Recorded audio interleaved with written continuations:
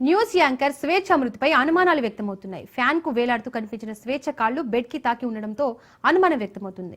ఇక ఇదే అంశానికి సంబంధించి మరింత సమాచారం మా ప్రతినిధి రత్నకుమార్ లైవ్ ద్వారా అందిస్తారు. రత్నకుమార్, యాంకర్ స్వేచ్ఛ మృతికి కారణాలేంటి? కుటుంబ సభ్యులు ఏం చెప్తున్నారు? ప్రముఖ న్యూస్ యాంకర్ స్వేచ్ఛ ఆత్మహత్య చేసుకుంది.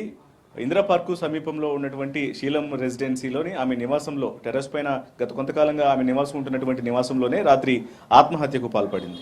అయితే ఆమె ఆత్మహత్యకు సంబంధించి ప్రస్తుతం అనేక అనుమానాలు తలెత్తుతున్నాయి. ఆమె ఆత్మహత్యకు గురైందా లేకపోతే ఎవరైనా హత్య చేశారనేది ప్రస్తుతం పోలీసులు కేసు నమోదు చేసి దర్యాప్తు చేస్తూ ఉన్నారు. ప్రస్తుతం ఆమె యొక్క మృతదేహాన్ని పోస్టుమార్టం నిమిత్తం గాంధీ హాస్పిటల్కు తరలించడం జరిగింది. ప్రజెంట్ ఆమె ఆత్మహత్య చేసుకున్నటువంటి ఆమె యొక్క నివాసం దగ్గర ప్రజెంట్ మనం ఉన్నాం. మనకి ఇక్కడ కనిపిస్తున్నటువంటి ఏదైతే టెర్రస్ శీలం రెసిడెన్సీ టెర్రస్ మీద ఉన్నటువంటి సింగిల్ బెడ్రూమ్ నివాసం ఇది. గత 4 సంవత్సరాల నుంచి స్వేచ్ఛ తన కుమార్తెతో కలిసి ఇక్కడే నివాసం ఉంటున్నారు.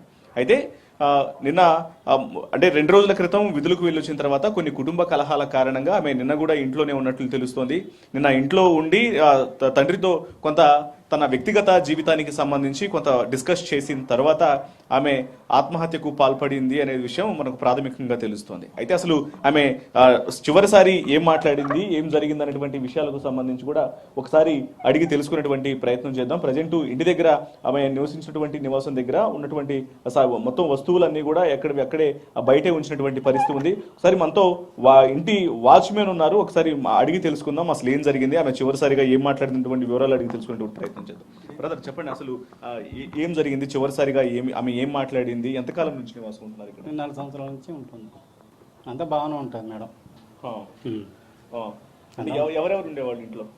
ఎవరెవరంటే కూతురు, అక్క ఉంటుంది. అంటే గత కొంతకాలం నుంచి ఆమె వేరొక వ్యక్తితో కూడా అంటే భర్తతో విడాకులు తీసుకున్న తర్వాత వేరొక వ్యక్తితో రిలేషన్ లో ఉన్నారన్నటువంటి విషయాలు కూడా తెలుస్తూ ఉన్నాయి. వీటన్నిటికి సంబంధించి ఇతర వ్యక్తులు ఎవరైనా ఇంటికి వస్తూ ఉండేవాళ్ళ, ఎవరు వస్తూ ఉండేవాళ్ళు, అసలు ఎన్నిసార్లు వచ్చేవాళ్ళు? అసలు అంటే ఎవరైనా వస్తూనే ఉంటారు, పోతూనే ఉంటారు. చుట్టాలు కూడా చుట్టాలు వస్తూనే ఉంటారు. అతను కూడా అప్పుడప్పుడు వస్తూనే ఉంటాడు, పోతూనే ఉంటాడు. అంటే ఏమనిపారు ఇప్పుడు ఈ పూర్ణచంద్రరావు అనేటువంటి వ్యక్తి వస్తూ ఉంటారు నివాసానికి అనే విషయం కూడా తెలుస్తూ ఉంది. సో ఆయన ఎప్పుడెప్పుడు వస్తూ ఉంటారు, అసలు ఏమన్నా చివరిసారిగా అసలు ఏ విషయాలు డిస్కస్ చేసింది? అది తెలియదు, మనకు తెలియదు ఆ విషయం. అంటే మీతో ఎప్పుడన్నా చివరిసారి? లేదు, ఏం మాట్లాడినా.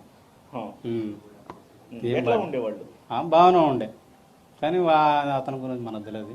ఈ మేడం గురించి కూడా వీళ్ళు గురించి మనకు తెలియదు. పైకి వస్తారు కదా, మేము కూడా పైకి రాము కదా. కింద ఆత్మహత్య చేసుకుందనే విషయం ఎలా తెలిసింది? పాప కిందికి వచ్చింది.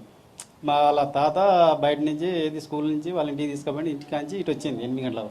8 గంటలకు రాగానే నైట్ పైకి వచ్చింది. నేను కిందన కూర్చున్నా. మాకు కింద కూర్చోగానే మళ్ళీ ఒకసారి అర్ధగంట సేపు కొట్టింది. కొట్టంగానే అమ్మ డోర్ తీస్తలేదు ఆంటీ అని మా భార్య అని అన్నది.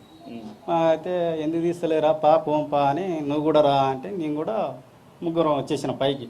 వచ్చారుగా నేను కూడా ఒక గంటన్నర అరిచిన, కానీ తీయబోతే ఏం చేసిన, కింద అన్న ఉన్నాడు, ఒక అన్న.